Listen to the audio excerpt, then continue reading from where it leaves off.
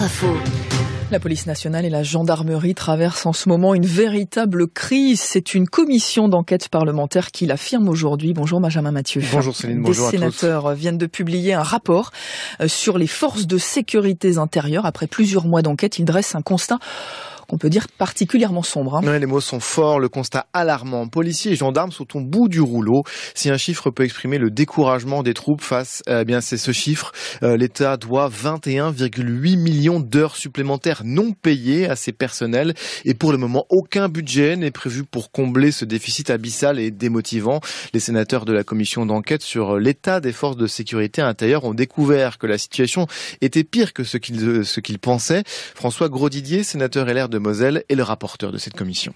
On a des agents des forces de l'ordre qui sont le rempart de la République, qui travaillent aujourd'hui avec un risque physique accru, qui est souvent doublé d'un risque juridique. Ils travaillent avec des moyens totalement insuffisants, des voitures usagées, des locaux vétustes, des équipements qui manquent, et ils le font en se demandant pourquoi. L'exemple du logement est particulièrement parlant. Certains jeunes policiers affectés en région parisienne dorment parfois dans leur voiture ou à 5 dans une colocation de 20 mètres carrés en raison d'un déficit de logement. Quand ces logements existent, leur état est souvent lamentable, parfois insalubre.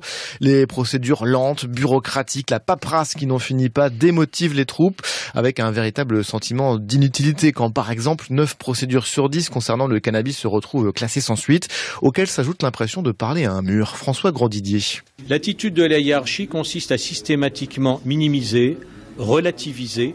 On ne sait pas s'ils n'ont pas pleinement conscience des problèmes ou s'ils cherchent à les dissimuler. La commission sénatoriale liste donc une série de 32 mesures pour tenter de résoudre ce mal-être. La principale consiste à élaborer un livre blanc et adopter des lois de programmation pour payer, bien sûr, les heures supplémentaires, rénover les logements et les matériels.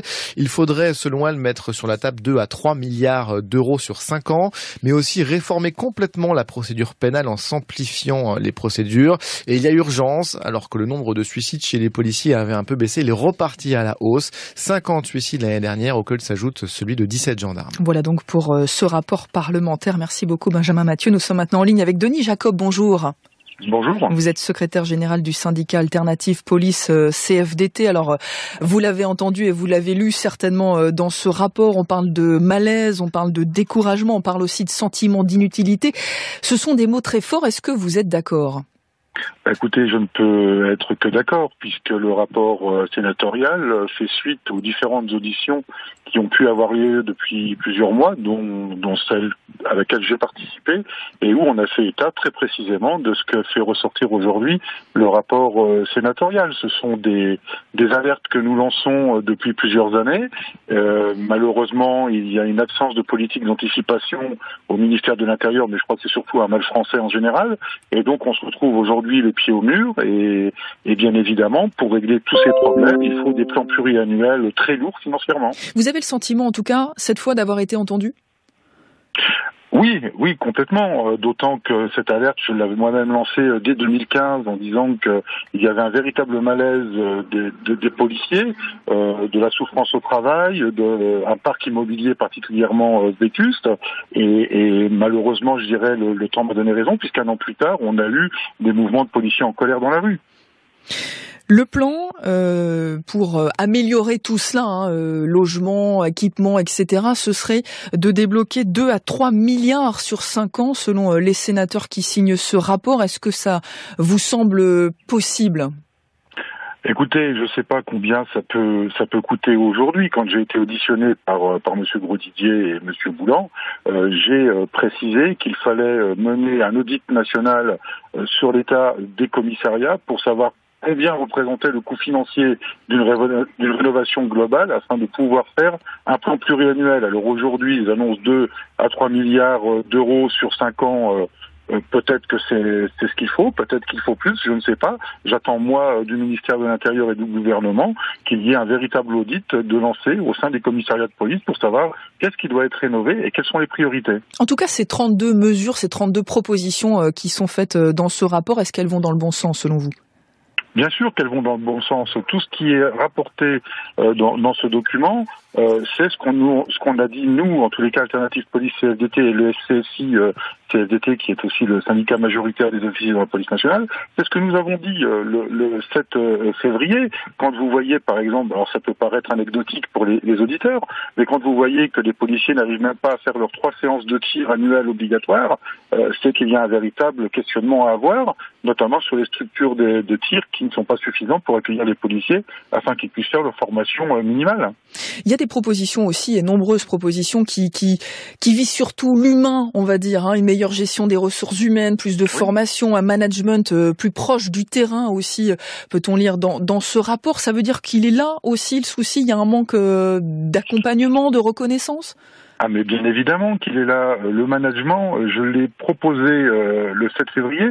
J'ai demandé à ce qu'on mette en place un management participatif. Aujourd'hui, on demande des objectifs aux policiers, mais on ne prend pas en compte le retour du terrain, l'expérience des policiers, pour savoir si les objectifs sollicités sont conduits de la bonne manière.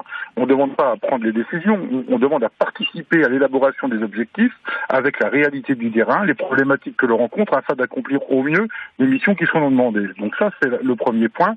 Le rapport entre hiérarchie et subordonnés pose un problème. On a toujours un management archaïque, très vertical, et ça pose un véritable sentiment d'absence de reconnaissance. Sur les mesures sociales, il y a effectivement un gros problème de politique sociale au sein du ministère de l'Intérieur, notamment en matière de logement.